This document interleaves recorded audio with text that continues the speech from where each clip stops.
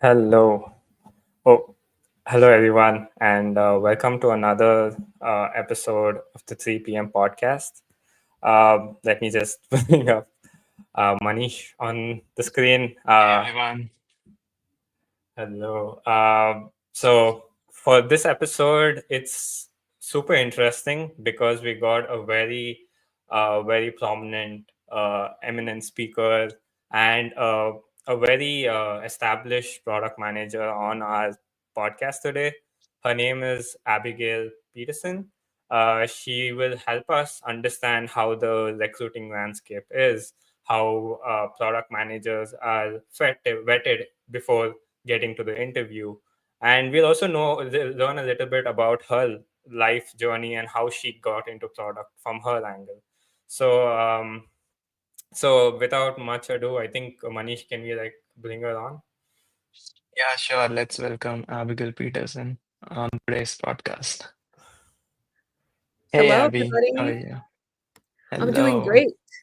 How are you guys hmm doing? Yeah, the Hi. day has been going good. It's a little bit different. I mean, I think from Seattle to Baltimore, it's an hour. Like we're just like waiting. I mean, this is the time difference is a little bit different. I think it's 2 p.m. right now. It's technically not the 3 p.m. podcast. Right. Yeah. So let me just start with giving a brief introduction about our speaker to our audience, and then we can take it forward from there. So welcome Abigail once again. So Abigail is a product manager right now working at Seek Out. Her expertise right now is in talent acquisition technology, like which is what we most struggle with, right? We don't know whether our resume is going to be with ATS or like whatnot. So she has the insight into it, and she helps organizations to attract top talent, and today she will talk about and give us valuable advice in securing return offers from internship, building standout projects, and product management. So yeah, welcome Abigail to 3 p.m. podcast once again. Thank you guys so much for having me. hmm Uh, Yeah. So let me just walk you through the flow of the podcast as well. So initially we'll talk about your brief background, and then we will talk about the internship strategies and the success which you got in the bank while working in the Bank of America. And then we will talk about like the first job, like how to break into product management. We'll talk about the skills. We'll talk about how networking helps and portfolios and what was the future of talent acquisition and the current situation of talent acquisition look like. So to start with, can you just walk us through your journey of becoming like a product manager at Seek Out after like your undergrad? Absolutely. Mm-hmm. So, I actually transitioned to product management from software engineering. It was my Mm-hmm. junior year of college, and I realized that coding is fun, but it's not something I want to do all day long. I enjoy the coding of apps and websites and video games, like the visual aspects of programming, but I didn't really enjoy so much like the system architecture type things. And so I started investigating other career paths out there that could allow me to still interact with technology and still be in the tech industry, right? So I stumbled upon product management after Mm-hmm. finding a YouTube video from Chloe Shi. She's a she was a Discord product manager and now does content creation full time, but she released a bunch of career videos on how to break into product management, what does it do? And I thought that the career path really resonated with me because product management focuses more on the what and the why of technology versus the how of technology. And that's actually something that I care more about is how does technology Mm-hmm. impact people and how could we build it such that it helps people in a useful way. So I just researched a lot about how to break into the role. I actually did some volunteer positions as a product manager just to get a feel for how what it might like be to actually do the role. And then I actually did a different strategy for breaking into product management. So I did apply for like the typical APM programs, but I actually took more of a an inside out approach, I would say. So I focused on who is in my network that could help open the door for me versus just randomly cold DMing people I didn't know.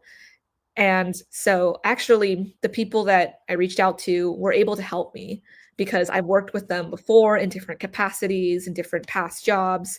And I got a couple interviews through that and offers. And eventually I just chose to work at Seekout. And that was through someone I actually had a past relationship with. And so I would say to anyone listening, you should definitely consider the people you've already built a relationship with to help open doors for you. Like, let's say you have a manager you have a great relationship with, or a professor, or maybe even a classmate that you've done group projects with that is now working at your dream company. You actually have a bigger network than you realize, especially if you're a student. And so that's what I did. And that's exactly how I broke into product management. Got it. And I feel like many of my friends are also taking the similar path. Like they initially start with like the software development part, and they somewhere realize, okay, this is not kind of like interesting part where they are not getting to like interact with the customer. They don't Mm, know exactly what they are building for and why mm, they are building the product mm, for. So that's where they want to like, as you mentioned, like you want to like you were more inclined toward knowing the how, why are we doing this, and like to improve on the product part. So that's where like you started doing the volunteer work, and then eventually you leveraged your close connections and like the network, and you eventually landed into your first role. If just to summarize your in your journey. that's right. Right, got it. Thank you. So talking about like I know like previously you did an internship, right, in Bank of America and other companies, which is a very critical aspect of like a person who don't have like a formal experience to like Mm. do an internship. And I can see like you did an internship for like 2 long years. So can you talk about like what strategies uh if you can like recommend or like which you used for the interns and for getting your first internship? Was it your networking part itself like which you used for the final product job, or it was like different from the strategy, and what things which student can do to like Mm. maximize the chance of getting a return offer?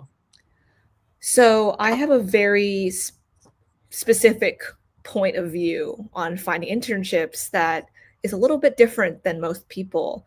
So in the past, it worked pretty well to get an internship through cold applying. You would just submit an Mm-hmm. application and then you would hear back with a yes or no about moving on. And it was pretty easy to move on.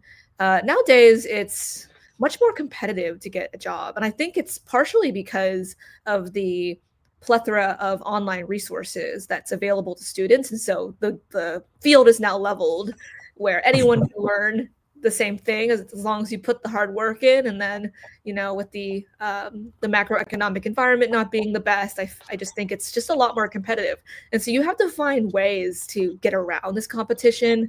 And so my biggest strategy that I recommend for students that most students are not doing right or don't know where to start is utilizing communities that are already willing to help you. So joining communities like Rewriting the Code or Boba Talks or uh, Product Haven, just a bunch of free communities of people that are of the same background and have the same goal as you, and network with those people because they're in that community for a reason. And more than not, they're willing to help you with like mock interviews, with recruiter connections for free, Mm-hmm. And so that is the best strategy at internship is number one, finding those communities, number two, joining them, and number three, really being a sponge in those communities, like having as many coffee chats as possible with those peers, asking for help in those communities, going to the events, just finding one community that you like the most, and then actually soaking in all the knowledge that they have to give you and then actioning on it, I think is the best strategy. Like a little story is Mm-hmm. when I was applying for one of the top APM programs in the world, I joined this Slack group and I found a lot of mock interview partners through that. And that's what helped advance me to the final rounds of the APM program. And so I definitely believe that there are communities out there that do want to help. And so that is the best way to get an internship nowadays. That makes Got it, sense. got it. So to just to summarize in a brief, like to get involved with like the community channel and try to like interact with most of the people out there and like Yep. do a coffee chat or like learn from them as much as possible and then find a way to like get the first internship role. Yep. And to add Got on to it. Yeah. that, you should be networking with your peers, because your peers are the ones that are going to be working at the companies and building the companies of tomorrow. Like, trying to network with like a C-suite executive who's been at the role for like 2 decades probably can't help you as much, because they don't understand the nuances of the recruiting processes of today. But your peers do, because they've been through it and are actually able to walk with you in the journey of finding a job. And so joining those communities is how you find those peers. Because let's say you have a coffee chat with someone and then you lose contact with them, but you've built a strong foundation of a relationship, professional relationship, and then like they get into your dream company, and then months later you could say, hey, we mock interviewed together, would love a referral. And so it's just a ripple effect. Like, you're going to meet so many Mhm. leaders who are building the companies of tomorrow and joining the companies of tomorrow. And so definitely utilize and soak all the knowledge from those type of communities. And that's why it's awesome that, John Hopkins has like a product management club. Like, that's another example of tapping into a community. Like, you guys are hosting like all these events, and you can meet more people through those events. And so I just think it's wonderful that you guys have that space. Yes. Yeah, and absolutely, it makes sense to like interact with as much as peers you want. And like, Yep. thank you for giving a shout out to our club as well. And Mhm. also, we know that you are mentoring many of our students. So thank you for doing that as well. So so here is the another question for in the same part, like when you have got your first internship offer, right? So most of the time, what happens is like the time span is very short, like it's just like 2 to 3 months of the time span where you are actually working with the company. So it becomes very difficult for the interns to like measure their contribution or like to effectively communicate their contribution which they have like achieved in this short span of time. So can you talk about like how to better communicate or like to frame your contribution and from this short amount of time effort? Wow, that's an interesting question. I like it. Okay. Mhm. So, just to make sure I understand, the question is asking, how do I maximize and convey my impact of during the internship, because it's such a short amount of time. Is that right? Right, that's correct. Yeah, you're right. Yeah, internships are very short, but that's what makes it awesome, is because you get to learn so much in such a short amount of time. Like, I'd argue that my internship was actually a lot more stressful than my full-time job, because I was Oh. stressed about the return offer, and I was also really wanted to make an impact. And so the way you can maximize the internship is two things. So number one is networking as much as possible. And I know that networking can be kind of a scary word, but my definition of networking is building lifelong professional relationships with other people, similar to how you want to make friendships, right? Like, you meet a bunch of different people, so you vibe with. Same with professionals, like you just meet different people and see who you would want to have like in your professional network, who can help you, where you guys can mutually help each other build your careers up. So try to meet as many people as possible, like not even people like in your immediate team, but people outside of your team too, because you never know what kind of opportunities they might give you.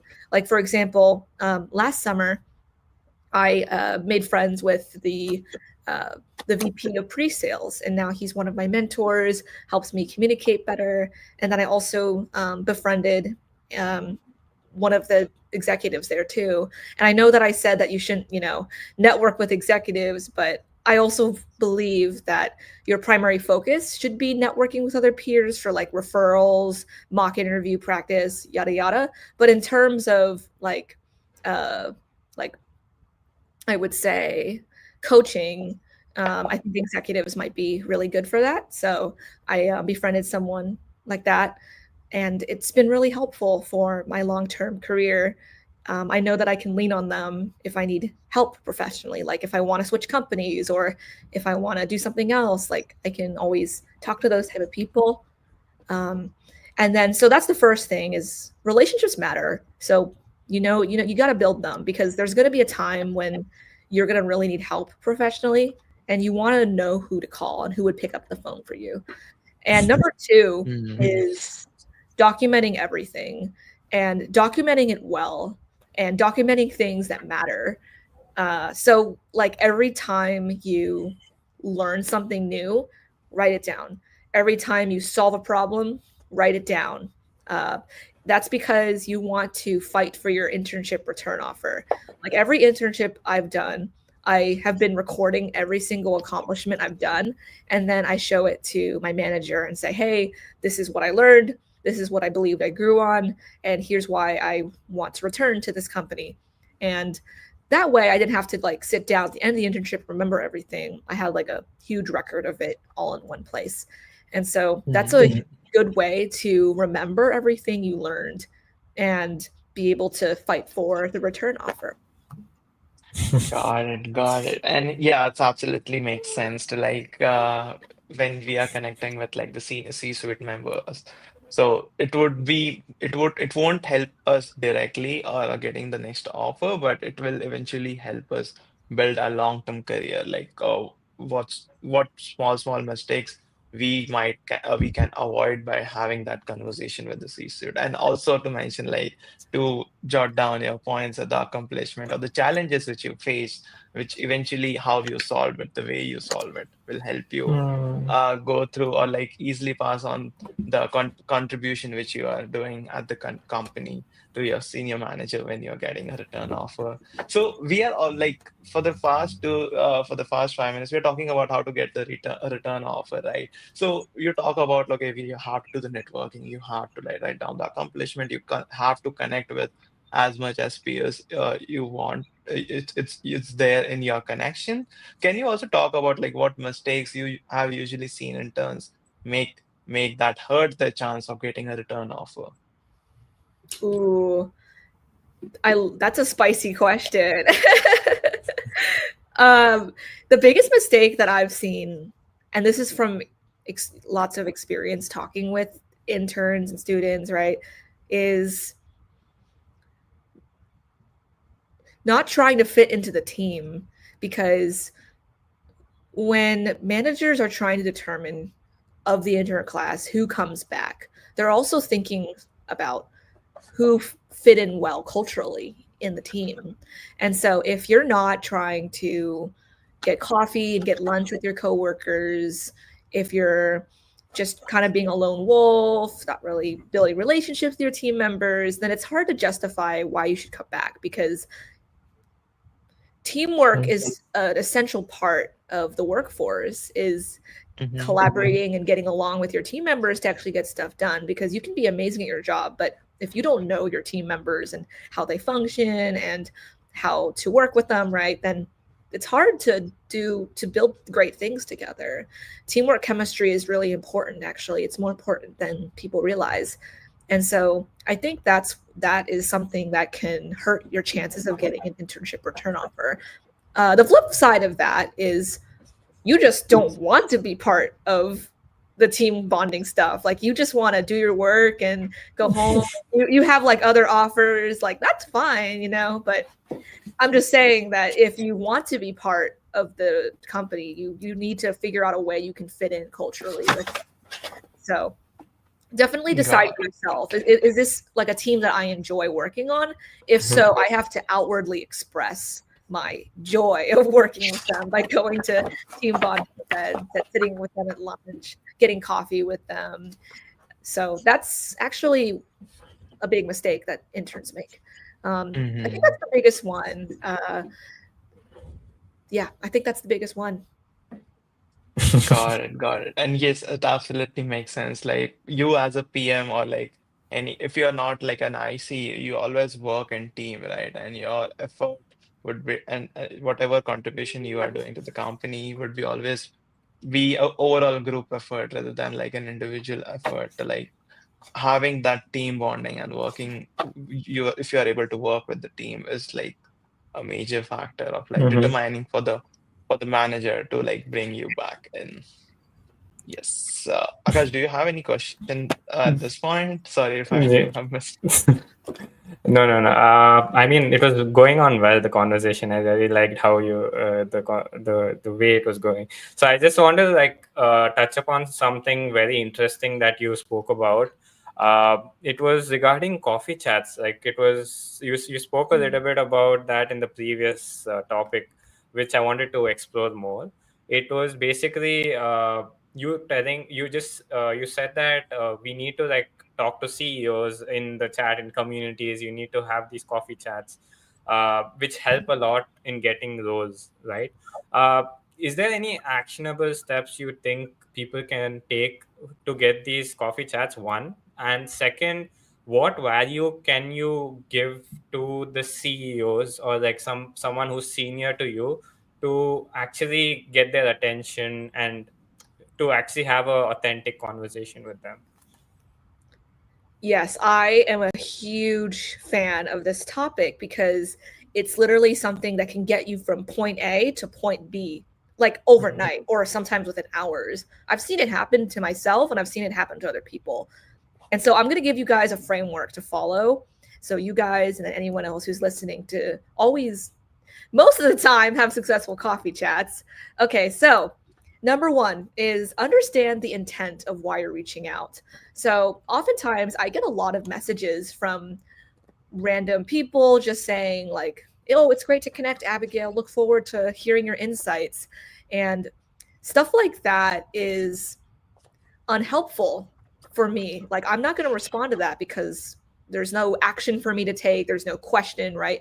So I don't know how to respond to that, but I see it. So you need to understand the intent of reaching out for a coffee chat. Like, is it to get advice? Is it to learn more about what it's like to work at your dream company? Is it for a referral? Like, what is the purpose of you reaching out? Because remember, if you're reaching out to a complete stranger, there's not really much incentive for them to want to respond. And so, in general, understand the intent and convey that intent, right? So, let's say you have a peer who is a product manager at Google and you are applying for the APM position at Google and want to just get more insights on the process, learn what it's like to be an entry level PM at a big tech company. So you're going to want to convey that purpose. So you can say, you can look them up on LinkedIn, and there's probably, there's like a ton of people that are APMs at Google on LinkedIn. And you could just say like, hi, Manish, I'm Abigayle. Let's pretend Manish is the Google APM. I could say, hi, Manish. Thank you. I would say, hi, Manish. I hope all is well. This is, by the way, this is LinkedIn DM. I would say, hi, Manish. My name is Abigayle. I noticed that you're an APM at Google. I find that very inspiring because that is my dream role. I'm also trying to apply to PM roles, but no luck so far. Would you be willing to share a little bit more about your journey? I know you are probably really busy, so no worries if not. So that is the template that I like to use. And I know I said it kind of fast, but basically to break it down for you, I introduced myself. I said who I am. I'm an aspiring PM. I said the context of why I'm reaching out, like I, want to apply to the APM roles and I want to understand a little bit more about the process for that. And I also use something I call the struggle approach, where I also say kind of candidly, like, hey, I've been applying to a lot of roles, but I just haven't had much luck with landing anything. And I wanted to just hear a little bit more about their journey, what it's like being, a Google employee. What do they like about their job? What do they wish they knew when they were trying to apply? So things like that. And then I also used like a reverse psychology approach that's kind of also used in sales. That is, I know that you're probably really busy, so no worries if not. That kind of gives them more comfort to respond. So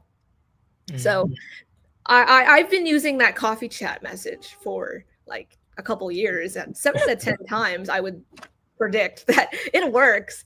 And I also share it with my mentees, and they've finally been getting responses back. And so with a message like that, it's kind of hard to say no unless you just are really busy or don't see it. But if if you just approach it with genuine curiosity to make a new connection, which is what LinkedIn is supposed to be all about, then it's hard for the other person to be like, no, I don't really want to, unless they're super busy. Because there's nothing wrong about that message. You're just trying to meet people. And so what do you do when you actually get the coffee chat? Yeah. So my hot take is, if you want a referral and you see a job opening at Google or something, I don't think you should go on a coffee chat to ask that, because some people are just uncomfortable with giving strangers referrals. It's a waste of your time, like setting up the coffee chat, doing 30 minutes, pretending like you're interested, and then asking for a referral. Like, you might as well just straight up ask for a referral on the LinkedIn DM. Like let's say you found your dream role and it's open, and you just are like, you know what? I'm just going to shoot my shot and ask for a referral. Some people don't care. They're like, hey, I get a financial incentive from this, I'll refer this random person. But other people are like, no, I want to be able to know this person. So it's better just to ask, like, straight up in the LinkedIn DM. I only recommend coffee chats if you're actually trying to build a relationship with that person, get a mentorship, get real sound advice, maybe get another connection through that. That's when I would recommend a coffee chat. Okay. So if I'm understanding it clear, it's for the long term. It's more like you build connections and you just wait it out until like you get opportunities in their company later on, so that you can ask them for help. So yeah, that makes a lot of sense. Why coffee chats are like misused most of the time, as you said, for referrals, technically. I think one of the most important things you mentioned is like I wanted to talk about is the recruiting landscape. You are working at a company that is like that helping companies recruit students or like aspiring PMs, right? So you might be having a lot of knowledge in this space as to how recruiters are actually filtering candidates, how what kind of things are they looking at. So I just want like a backstage knowledge of like what is going on behind the scenes. Like, how are they seeing? Is ATS actually a thing that we should be worried about? All this kind of questions. If you can like shed some light on this. Absolutely. So I love that you brought up the ATS piece, because there's just so much fear mongering with the ATS that it's like this mysterious being that auto rejects you if you don't fit 100% of the qualifications. And that's not true. I actually have used an ATS before. It's called Greenhouse, just to poke around in it. And I also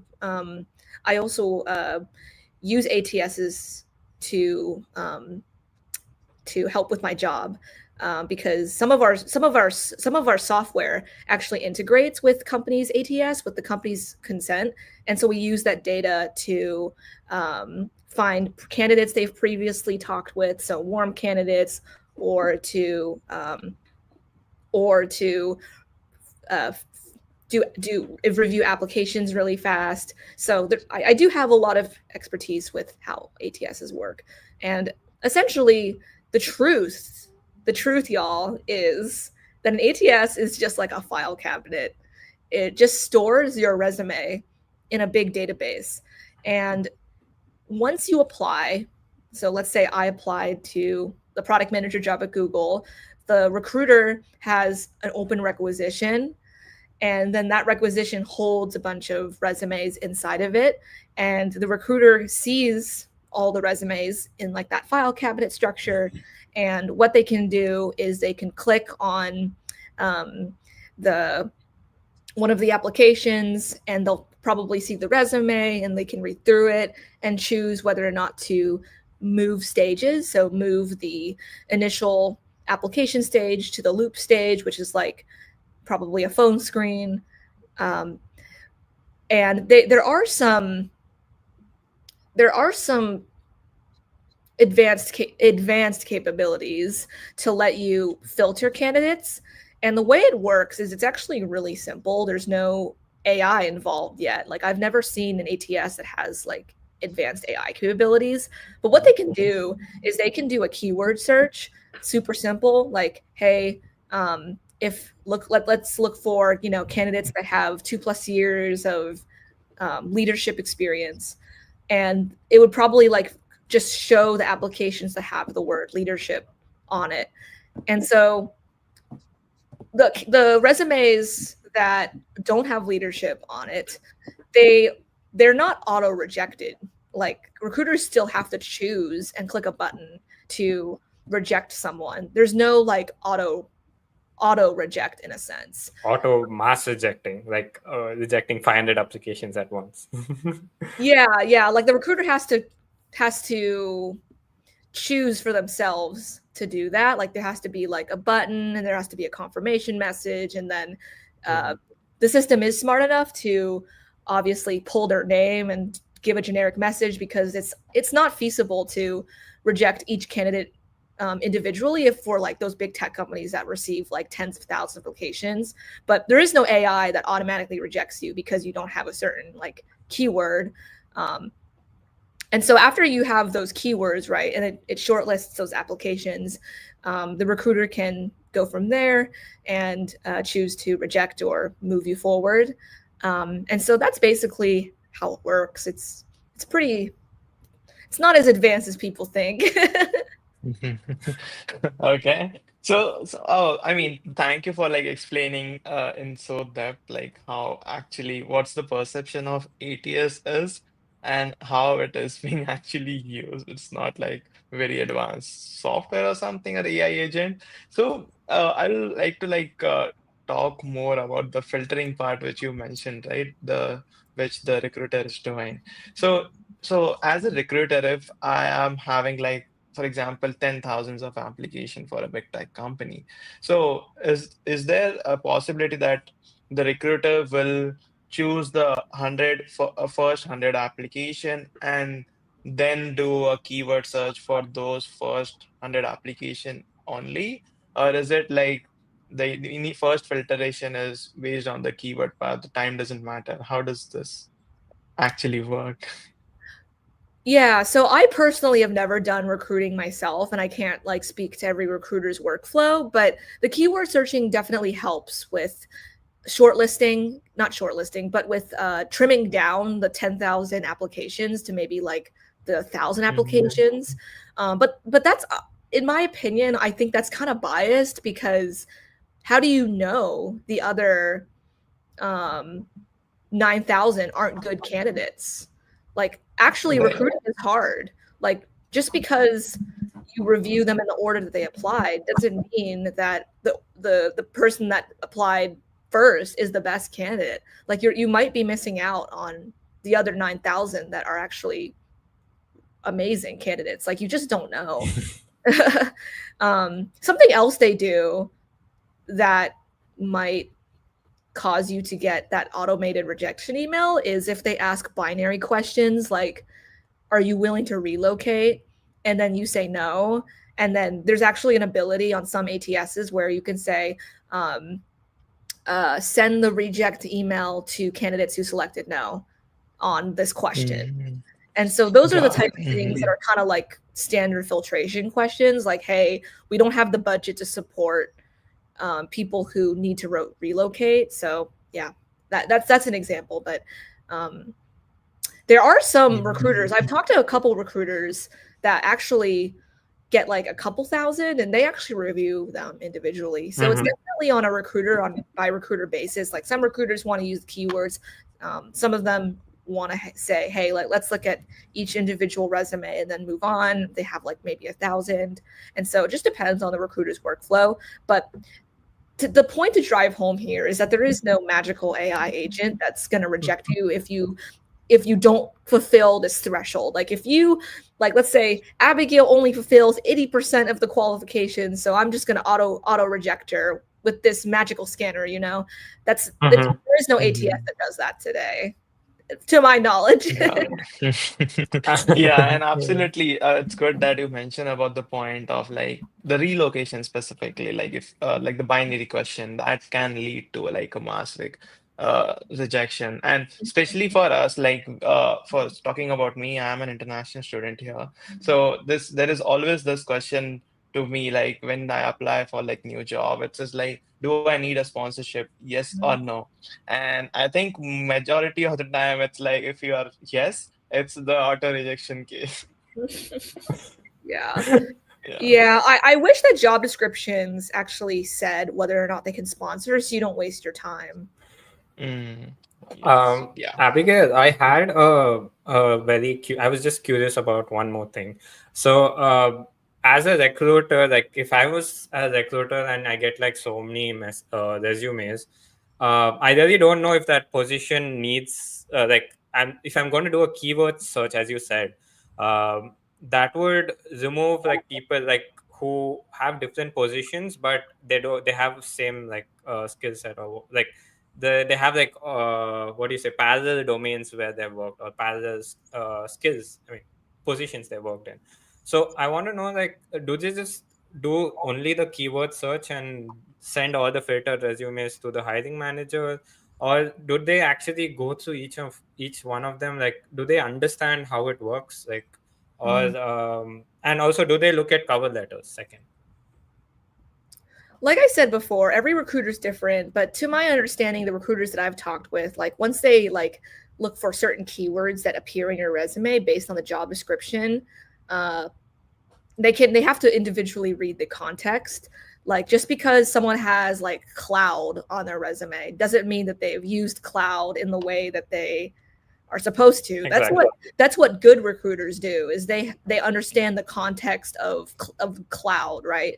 Hmm. Like you could say that you have a cloud certification, but then there's some people that have built large scale cloud technology projects, right? So that's where the recruiter actually has to really have some sort of domain expertise and or understands the role really well. But again, all recruiters are different, and I believe that if you have one master resume that captures what the role is supposed to do, then I believe you'll hear back a lot more from companies. Like I've actually in my mentorship program, I've reviewed so many resumes, and most of them, after having implemented my advice, have moved forward without having to tailor their resume to each role. And so I don't think you need to tailor your resume to each role. Like that's too much work, especially when you're a student. It's better just to have as many relevant keywords as possible in one resume. And you also spoke about having those keywords in your projects and in your experience. Like implicitly, you did talk about it. You're like, instead of having a certification, it would be nice to have a project on cloud. So does that? I think that also adds to value to the recruiter, where you have done some projects in cloud or Yeah. anything. Demonstrated experience is always better than certifications, because certifications anyone can just do, follow a tutorial and copy the answer. But like with projects, you actually are doing the work and learning. So So are you totally against certifications? uh, I definitely think that certifications can help if you have like zero experience, but if you were to choose between like a volunteer PM job versus a free online course with a certification, do the free PM volunteering work. That has way better ROI. Also, my computer is all of a sudden about to die, so I'm going to get my charger real quick. No problem. Hmm.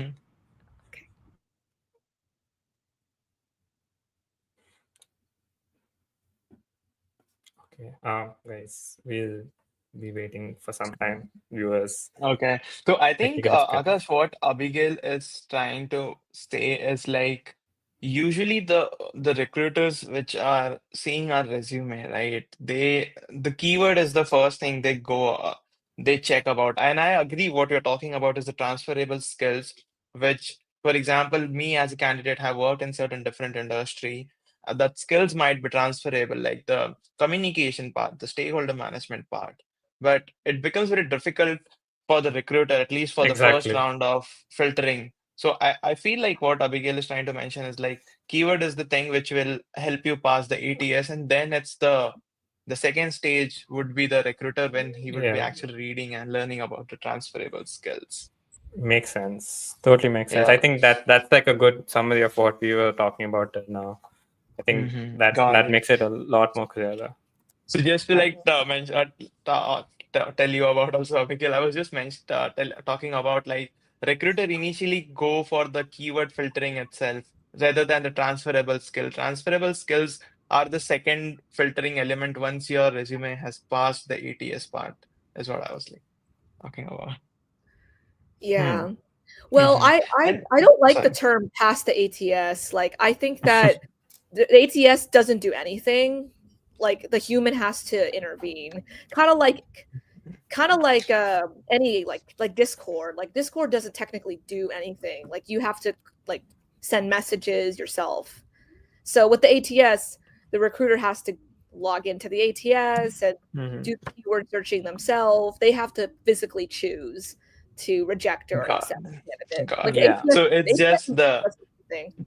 just the database part, which is like used to record the resumes and the inputs, Yep. and the recruiter is the one who has to decide how to use Find those a data. decision. Yeah. So, Abigail, you also mentioned about making a master resume, right? And having like most of the keywords in that and not like tweaking it for each job role. So, do you think like, I mean, I also agree to that point to up to some extent. So, my specific question is about the skill section because skill section is where the most of our keywords are mentioned, right? So, do Yeah. you think like the So keyword fill it up. section should be the keyword section should be modified, or like we should keep it as a master keyword section as master skill section as well.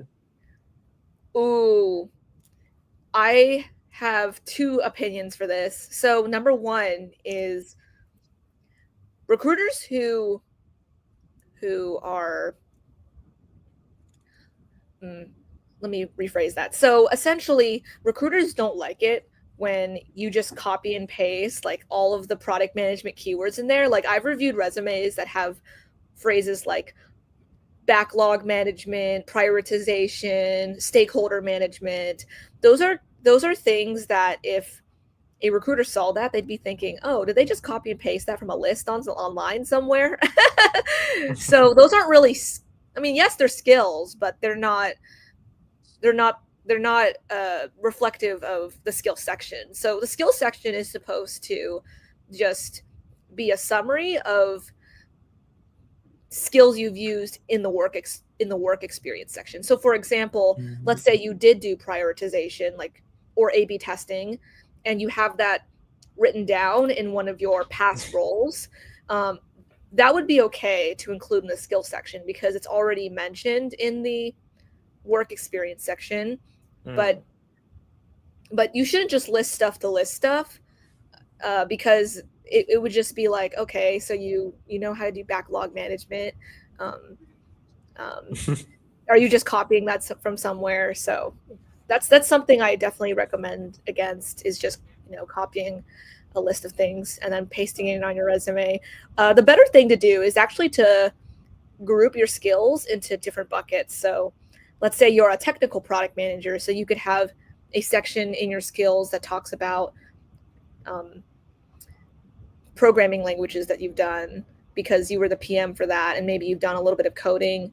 There's also a section on like mythologies that you've used, so like Agile or Scrum, um, and then maybe there's a section on tools you've used, which is actually super important for product management because I think that backlog management and stakeholder management, those are things that are implied with the role. But things like tools are things that could be explicitly listed on the job description that you should use. So things like Tableau or Mixpanel, those are good tools that product managers having skill in that would help your application. And if you don't already know it, you could try to do a project with it, like a quick weekend project, like, hey, let's try to build Mhm. a simple app and then connect it to Mixpanel and see what happens.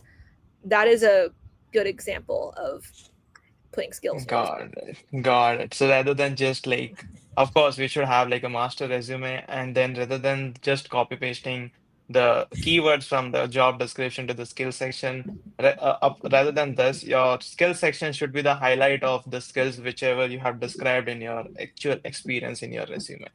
Yeah, And makes Yeah, sense. absolutely. But if you, let's say you see a job description and there's something mentioned on there like A/B testing, and you've done A/B testing, but you forgot to list it on your resume, then definitely put it on your resume. Mhm. and if we don't and if we haven't done A/B testing, and I mean, for example, if we know how to use a software but we haven't built a project out of it, for example, Microsoft projects or Access or like something like that, which we have done in the past. I mean, like we've done for like some academic work. So you are telling that list them in the skills but always have one point in the work experience or projects, or is it Exactly. Yeah, you need demonstrated examples of how you use the skills. okay? So That's a very if you, good point, actually. yeah, because if the recruiter's reading your resume and you're just listing off like everything a product manager should do, and there's nothing in your work experience that says how you did that, then they'll be like, I don't know about this person. Mhm. That's something that every most of them do. I think this mistake of like just copying the job description, putting in ChatGPT, and saying, "Get me the keywords," and they just put that in the skills section and they fill it up with that, and they're like, "Okay, now I'm going to pass ATS now." That's how they do it. Well, well, I think that's helpful for reading a job description and making sure you meet the qualifications already. So let's say you do that, you use the ChatGPT method and have it extract the top keywords. Let's say you have 4 out of 5 of them. And the fifth one is something you have done before, but you forgot to put it on your resume. I believe that's actually pretty helpful. But if you haven't done it, then you have like a weak link while getting into ATS, right? If I do not put that one thing. So it's Yeah. like a double-edged sword right now. You find your blind spots. Agreed. But I agree that having, as you said, having a master resume with all the keywords matching your work experience does matter. And as you said, we can always do a weekend project to get that one skill that we are missing. Oh my gosh. Oh my gosh. I am such a huge advocate for personal projects. Like they are what gets you the experience without having to do a formal internship if you have weak Mhm. links. Mhm. And it's now easier than ever to do a personal project with AI. Like, and I also think that personal projects help build your personal brand. So I'm excited to talk about that too. Yeah, that's perfect. That's a very good segue into what we are planning to talk about right now. Yeah, even I was about gonna ask like how to differentiate like how a person who Mm. might don't have like formal PM experience can differentiate themselves in like of course today's competitive job market. So yeah, we'd love to hear your thoughts upon the personal projects and branding. Ooh, I'm so excited to talk about this. So, I actually just read a really interesting Substack newsletter article that I highly recommend you guys read. I'll send it to your LinkedIn, Akash, Hmm. when we're done. But it's called Outlier Actions by Andrew Young. And it was saying how right now is very competitive and how do you differentiate yourself. And he was talking about something that you have to do called outlier actions, which are what can differentiate you and actually get you the job. And you might Hmm. be thinking, why do I need to be an outlier to just get a dang job? Like, what's the point of that? And I think that there's two ways of looking at it. Number one is sure, you might just want a job. If you just want a job, why are you vying for the top APM roles? Like, those are really, really hard to get. There's like two freaking spots for like 10,000 applications.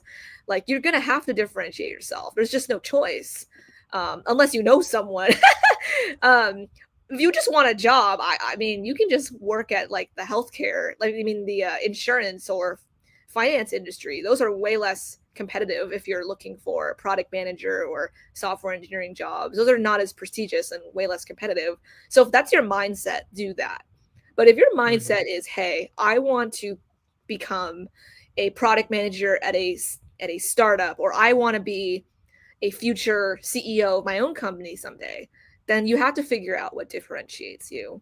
And so if you're in the camp too, which is the camp I'm in, I'm very, very driven, then you have to figure that out. And I think that a way you can differentiate yourself is pursuing what makes you passionate and being unapologetic about it and not asking for permission.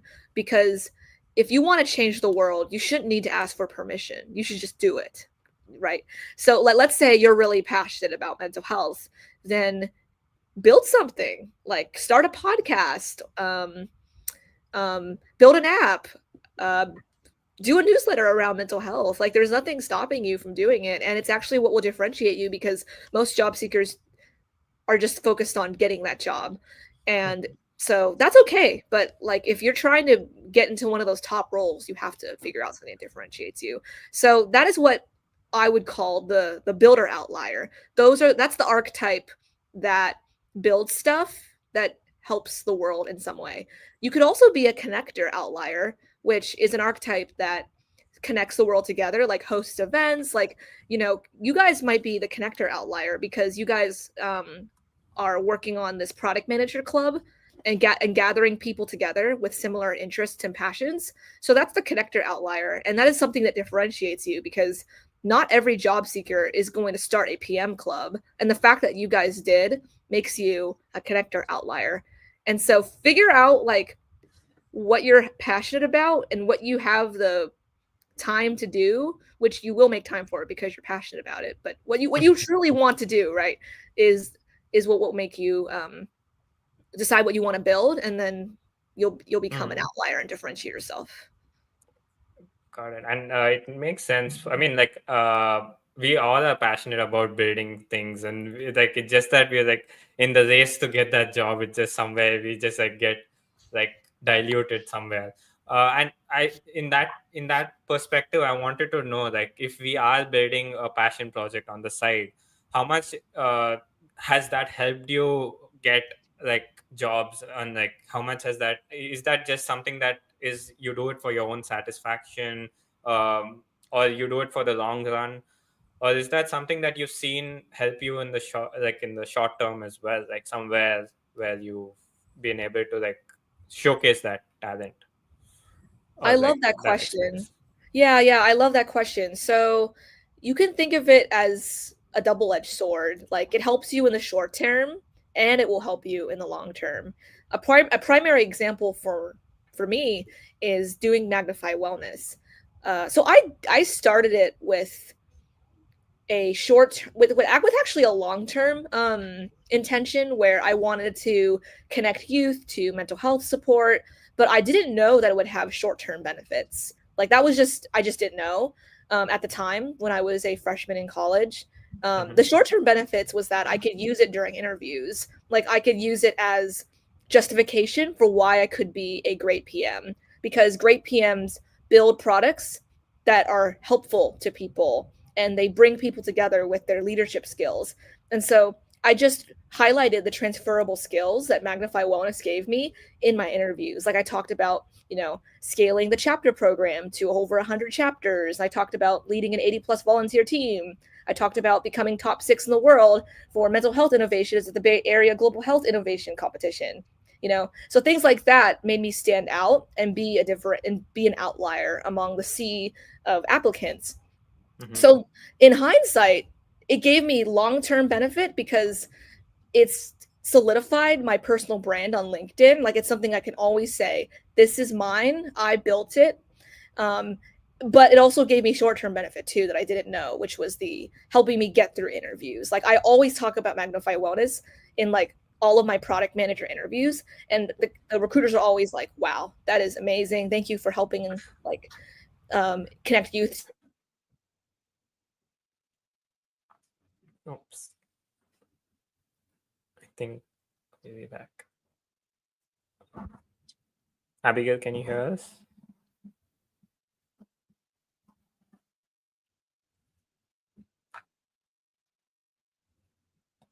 Hello?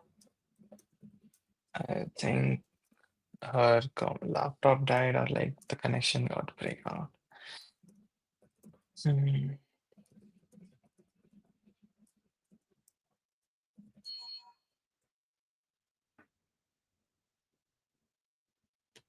Mm,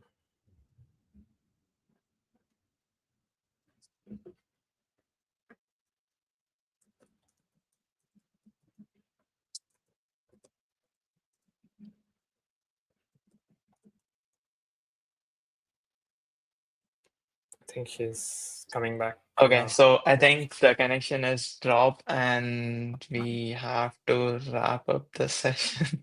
We'll wait for a couple of minutes, Okay, and let's just wait for like another minute or two. And for the audience who are just watching, who have been sticking out till now, just wait for like a couple of more minutes, and I can guarantee you, like the content or the knowledge which you'll be getting, you won't regret waiting for like another 5-10 minutes. okay. Abigail just texted me. She said my laptop just shut down. Just coming back right now.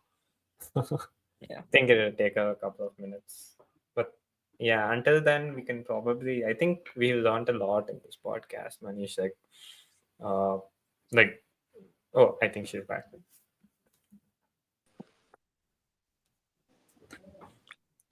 Hey Hello. there. Oh, Hey, yes, thank perfect. you for joining on your phone. Yeah, Really appreciate that. my computer literally just like shut down. Yeah, it's okay. That's okay. But That's okay. this adds authenticity, y'all. For anyone who's listening, this Mhm. is like the authentic me. Yes. I mean, this is also perfect. I think we can see you clearly right now. You're saying something, Abigail. You can continue on. You were talking about personal branding, right? Can you hear me? Yeah, we can hear Yeah, you. we can hear you, Abigail. All right. Is there anything else you guys would like to talk about? Yeah, Uh, if you the point which you were talking about the personal branding, right? If you can just expand upon that point. And I I really mean, like the point which you mentioned, like when you are really passionate about something, like mhm, you should take action, and you should be unapologetic about it. Like if you think it is good and if you are really passionate about it, work on it. That will eventually help you in mhm, like in the short term as well as in the long term goals. And you would be always be confident about things which you have built. And also, you mentioned about the builder arc and the creator arc. Like, at least find something and like work on that path. So, okay. So moving forward, if you can like talk about, I'm sure that you are helping your mentors a lot, mentees a lot in your resume search, resume and this job search and the interview prep. So if you can like briefly talk about the three tips or the three resources for the resume, the job search, and the interview prep, which usually you recommend. That would be the great value addition at this point. like some Sounds technical. great. Yeah, So yeah. let's see here. Number one tip is to have as many coffee chats as possible with your peers. And in addition to that, I understand that with as a student, you're very busy. You might have part-time jobs to help pay for school. You're doing difficult STEM coursework, perhaps. I get it. It's rough. Like you don't want to be told, "Oh, I got to go on a coffee chat with someone." In addition to cold applications, like I totally understand. But if you want, if you know you want to be the best in your field, you have to do what it takes. And also, I had to work multiple part-time jobs to pay for school. I was also doing the internship grind. I went to a school with terrible career prep resources. I was in the trenches not too long ago. I get it. And so I think that a way you can do coffee chats with everything else is to have a theme to your day. Like have like Tuesday be your coffee chat to be your coffee chat day and just stack all the coffee chats you can in one day. And then the other days are like grinding on upskilling yourself with a volunteering position, working on your passion project. It could be sending out applications to jobs you're an immediate fit for, but at least you have a day that you dedicate to coffee chats that is like 4 hours. I'm going to do 3 coffee chats in this chunk of time. And so that's what I recommend for the time management aspect that, you guys might be thinking. So that's tip number one. Uh, Tip number two is to like I said earlier, find a community that you enjoy being part of at your school or online and stick with it. Like, try to be a leader in it, or if you don't have the capacity to be a leader, try to befriend as many people as possible and make those connections. At my school, I'll be honest, there wasn't a lot of ambitious students there. And so I actually had to look online to find clubs And that really helped me like get referrals, get mentors, get mock interview partners. But you have to be willing to open yourself up to people. You can't just like sign up for a group online and then say this group sucks. Like you actually have to participate and like go to the events. If you're interested in this club, JHPMC, you actually have to come to the events. You got to meet the event organizers. Like you got to participate and engage. So that's tip number 2. Mm-hmm. And then tip number 3 is to use the job search strategy of applying to roles that are in a relevant industry that you've done things for. So for example, let's say you built a successful hackathon project in the financial technology space, and you also just happen to know a lot about crypto, and you just are interested in stocks, and like that's just like your thing, right?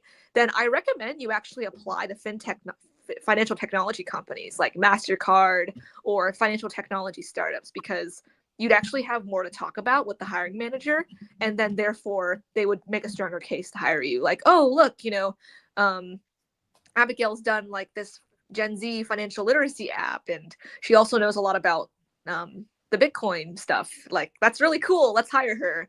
So that's a strategy that I Mm-hmm. think more job seekers need to do, is applying to roles that they actually have relevant industry experience for, especially for PMs. Like if you have relevant product knowledge of building like collaboration tools for teams, and the company you're working for is trying to do that too, then you reference that, and then that will set you apart from other candidates. Got Wow. it. Got it. I mean, yeah, that's really amazing in like summarizing and giving out the top 3 tips. Like the first is have try as much as coffee chat you want. Second was like do as much networking and show up on different events or the group and the community. And the third is like build a differentiation of for from your previous job experience, or like the project, the hackathon, like or the industry or your passion project or your interest.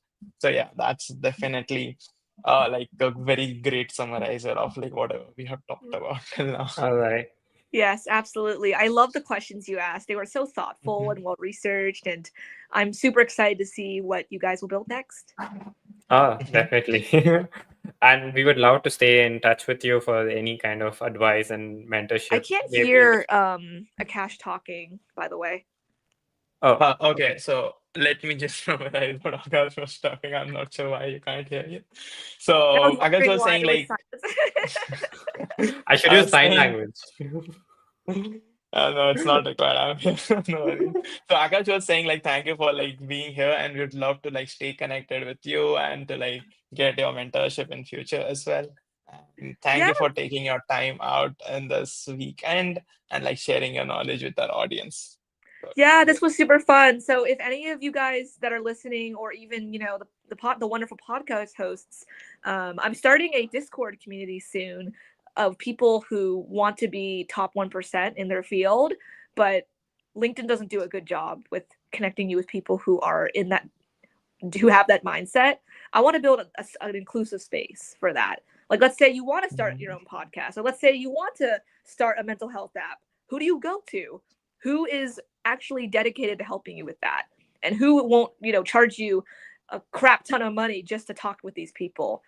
Well, I want to build that. So if you're interested, DM me on LinkedIn, and I can give you early access for free. Yeah, I mean, thank you all the audience for tuning in. And if you are interested in joining the Abigail's Discord channel, reach out to us or reach out to Abigail directly. We all are more than happy to like share the knowledge. And thank you all for tuning in on this 3 p.m. podcast. And look out for notification for the next week 3 p.m. podcast. All right, so have a good rest of the day, everyone. Bye All bye. right. Have a good Signing day, off. everyone. Thank you for Bye bye. having me. Bye. Bye bye.